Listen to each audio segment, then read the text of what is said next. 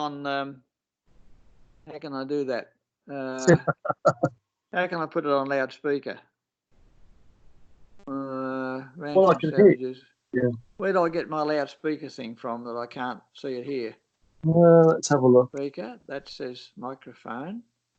What's that saying? Turn to video. So to add photo, send a heart. I don't want to send a heart. Go away. Well, I don't know. I don't see how I can turn my speaker thing on. How do I do that? What's that do? Is that any better? Might be just the volume on your phone. Ah, I fixed it. Speaker on, it says now. Oh. Perfect. Right. Yeah. Right. So that's well, we've lost your video as well, so I don't know if you've turned your camera on. Oh, lost the video. Have we? Hold on. Video. How's that? No? You've gone. It changed, but almost. Yeah, there we go. Yeah. Back. You got me now? Perfect. Yeah. Oh, we're all back. All these modern weapons. Well, like I'll ring Meryl and renew the acquaintance. Yeah, do that. I tried last night, but she wanted me to leave a message, and I thought it was a bit late at night anyway. I didn't leave a message. I thought, well, I'll just wait until I ring her, until I get her and have a chat with her. That'll be really interesting catching up with her, because it's some years since we've actually met. Yeah. How many years would you say it is? What, since I've seen her? Yeah. Oh, maybe 15 years, perhaps. Okay. Right. So you've known her through your life, then. Oh yeah. There we have. That's right. But of course, I guess she was older, and we had no reason really to have any communication other than when the parents visited, and we saw something of each other then. Yeah. Not much. Her mother was a lovely little lady, a very small person. Really, I used to love Auntie Jean. She was really a sweetie. Now she mentions her sister, who's I think became a bit of a wild one. I think she mentions the living in Parliament House and the confines of the house and so on.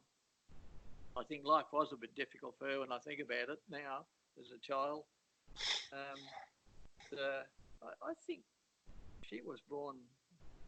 She's probably some years younger than me. What's happened to her? She's still around, apparently, the way that Meryl's mentioned her. There you go. Yeah, I suppose it would be difficult if you're confined to a small flat in it and you can't make a lot of noise there. Well, that's true. And even though the place was pretty laid back and she would wander around, when I was working there, I used to meet her and say good day in one of the courtyards from time to time. I'd see her there, Bunty. We'd have a bit of a chat. And I think she was obviously quite happy to find someone to talk to. And of course, everyone knew her there, all the politicians and everyone knew who she was, and she'd wander around, and I guess they'd have a chat with her from time to time. But it was interesting that the bloke she mentions Alan Fraser and his brother Jim Fraser. Now, Alan was a member of Parliament for some years for the local area outside Canberra. Canberra didn't get representation in federal parliament till probably 1950s, I suppose, when their own member, Jim Fraser. And grandfather actually nominated Jim for parliament. Someone has to do, apparently, and did that service for Jim. And when I was working there, I had a call in the engineering one day, and I think it was the boss there, said to me, "Oh, look, John, you need it down at this room number. It's Jim Fraser's calling for you. You want to get in?" I thought, now, I don't think I even knew it was Jim Fraser. It's just a room number. So I went down to this room, and he said, "You're Arthur Savage's grandson." I said, "That's right." And he said, I always have a debt to your grandfather. Come in and sit down. So he chatted to me quite a while, this bloke, this member of Parliament, about Arthur Savage. And I thought, well, isn't that interesting? Now, how he knew I was there, I don't know. Maybe he'd seen me in the corridor and thought, "Oh, that's Arthur Savage's grandson." I don't know. I never did know how he knew I was there. Nice of him to say, because he could have said nothing, couldn't he? And, He could have you know, done, yeah. Yeah. Of course, when grandfather died, the House of Senate, they had a minute of silence or something like that, and then they shut up shop for the day as a mark of respect. Oh, right. So he was very highly regarded Yeah. in his job. Yeah, I mean, nowadays they just carry on, don't they? You know. I suppose so. Yeah, but nice to remember that happened, isn't it? Yeah, it is. And in fact, there was some mention of it in Hansard, the record of the proceedings of the house, and sent a copy of Hansard to grandmother. Ah, right. For that day. Yeah. A good thing to keep, isn't it? You know, to think they thought a lot of him as well. Yes, they did. They were there for a long time. Oh dear. So there you are. Now, what else? You had other questions, Adam? You said. Not really. That was really the question. It was more around your memories about what Meryl said, and you kind of told us all that, as in like through this conversation. You've actually it's funny. You've answered your questions without me asking them. So. All right. You mentioned the ice cream and the 6 year age difference, and that could be very true. I mean, grandmother might well have perfected it over that time. But the crazy paving and the bower now, I suppose in that 6 years, grandfather may have tried his hand at crazy paving, and there was some there that I had not seen in that 6 years. It could have been, I guess, or a bit longer, in fact. I mean, because I don't remember that house until I was 4, I suppose. So we're talking, well, more than 6 years perhaps. So there could have been some crazy paving, but I have no idea where it would have been. I can't imagine that it would have been there. Yeah. Because the bower, now perhaps his first bower might have been made from sticks from the forest, but certainly the later bower wasn't. So there might have been a bower that had ice cream underneath it, sitting in a table. I don't know, but the bower that I recall was very sturdily made. Wasn't just sticks out of the bush. It was, proper timber, framing timber and so on. So there you go. Your memories change, but isn't it strange that, like, when you think about it, when you were a child eating that ice cream or there was a fire, you never thought that there would be people calling you from the UK wanting to know about your ice cream that you. Yeah, that's right. The little facts are what's really important, because you think about it, my great grandfather and my dad's grandfather, Herbert, he died way before my dad was born.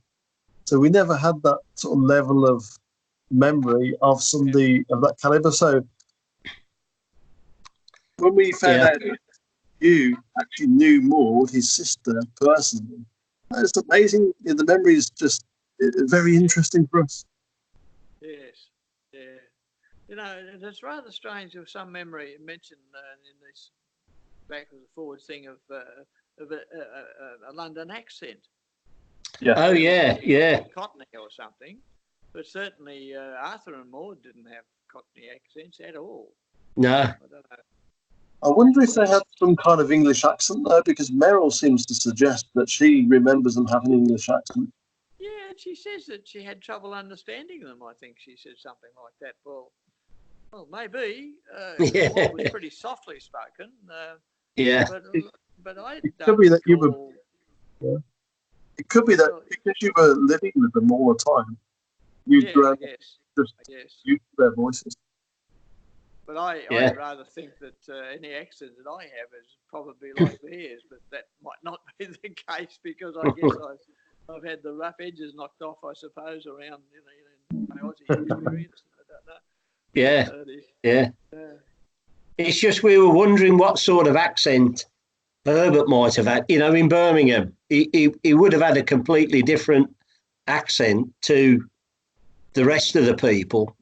But, we don't know. And my nan's house, like, she got married before I was born again. She got married again. But her house had been bombed in the war. So any pictures that she may have had are gone, you know. So Yeah. we haven't even got a picture of him, you know, except that one in front of the house where we're guessing Yeah, we he's don't know. one of them. We assume it's him. Yeah, Yeah. but Yeah, that's so that's a sad, that's a shame, isn't it? yeah, it's just, you know, we know nothing. We don't know why he came to Birmingham or what, you know. It's just Yeah. Well, it's a big move, wasn't it? All the way across. yeah, Yeah. and we can't find him in the 1911 census anywhere. Okay. But by 1912, he was married to my nan with a daughter. So, you know, we think they eloped off to Wrexham because he was about 7 or 8 years older than her. So she was about 17, 18, I think. And so we think they cleared off to a place called Wrexham in North Wales for a bit. And then the first we've got of them back in Birmingham is my dad's birth in 1917. That's the address is in Birmingham, sort of thing. Okay. So you know, it's very strange, you know, what they did and what he did up there for a living for a bit. He seems to be a man of mystery. You know, even Adam can't pick up on. It's amazing that we've got like complete history and wages of people who lived in the 1700s and nothing on this man who lived in the 1900s. It's interesting, isn't it? Yeah, Bit of a dark horse. he is, yeah. And also, like my nan who married him, I can't find her birth.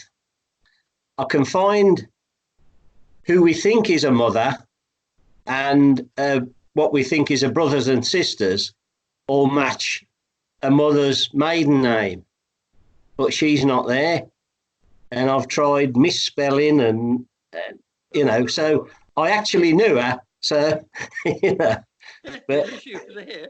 She did it's, exist, yes. yeah, and I can find other people's and, you know, but not her. So Amazing. that's a nut to crack, I think. It is. Well, my battery is very low, and my charger, I can't sit where my charger is, unfortunately. Yeah. So what I'm going to do is I'm going to sort of wrap up. You can continue if you want, but I'm going to have to jump off the call in a minute. All Right. right. Okay. Well, I think we've been literally going for the time. Yeah, we have an hour and 40. Sorry. Something like that. Yeah. Yeah. I think we've started a new method of communication, and I think we'll do it again. It's great. Yeah. Yes. Definitely. Yeah. And Clive, you could be. In fact, you could be me sitting there when I was young. But the likeness to Dennis, my younger brother, is amazing. Oh yeah.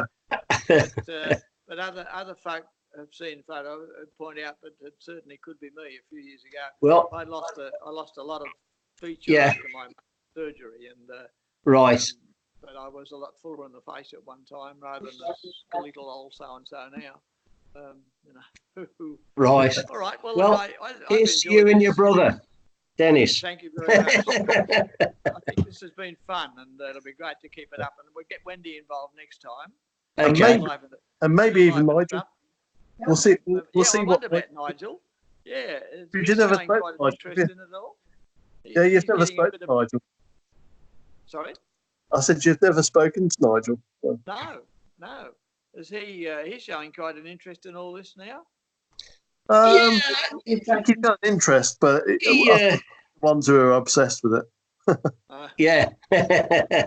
But yeah, I think he'd be interested, you know, for a chat and to come on and see. Yeah, good. That'd be great. Well, All right it'd be Well, more I'll and more catch you fun. later. Yeah. Okay, take care, both of you.